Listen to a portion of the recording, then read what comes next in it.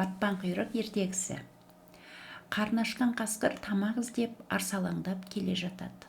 Сол кезде түлкі жолығады. «Қасеке, жолың болсын, қайда жортып барасың?» деп сұрайды түлкі жылмаңдап. «Түкем, қарным ашты, тамақ іздеп барамын». «Қасек-ай, менің де қарным ашып келе жатыр еді, өзің кездестің, жолың болады екен, бірге іздейік» дейді. «Ал түке, ендеше баста» дейді қасқыр. Қасқыр мен түлкі жорта жөнеледі. Бір мезгілде төңкеріліп жатқан қойдың тегенедей құйрығына тап болады. Қуанғаннан қасқырдың екі көзі сексеуілдің шоғындай жайнап кетеді.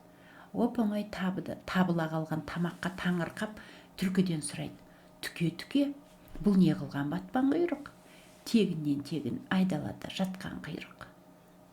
Түлкі ойлаған боп қипаңдай жауап қайырады: «Япырмай, Қасек-ай, бір алаңғасар базарға барған шығар, арзан бағаға алған шығар, қанжығасына бос байлап, содан түсіп қалған шығар». «Ай, түке, сонда да мен осыныңнан қауіптеніп тұрмын. Қасеке, сен қауіптеніп қорқатын болсаң, мен ақ жей салайын» деп түлкі құйрыққа ұмтыла бергенде, тоқта деп қасқыр арс ете қалады.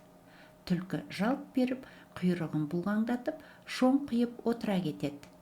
Ашқарақ қасқыр бұлқылдақ құйрыққа ауызды салып кеп жібереді. «Қасеке, мені де ескерсейші, олжаға ортақ емеспіз бе?» деп түлкі өтірік мүләйімсейді.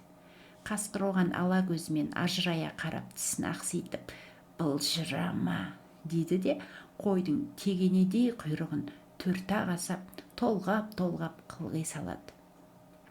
Қарны тойып, қарық болған қасқыр аузын кере қарыс ашып, ыңыранып, бір керіліп алады да жорта жөнеледі.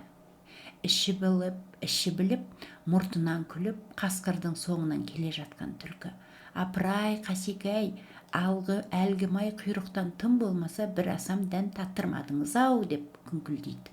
«Түке-ау, мұрныңа майдың иісі барғаны да жетпей ме?» деп қомайғай көкжал қарқ күледі. Біраздан кейін қасқырдың көзі алақтап, тілі салақтап, жанын қоярға жер таппай дөңбекшиді де қалады. Құйрық жейтін батырмысың, жан бергелі жатырмысың?» деп түлкі қуыс қылықтап кеп күледі. «Емің бар ма, түлкіжан-ау, түкешім, аясаңшы ағаңды» деуге қасқырдың тілі әрең келеді.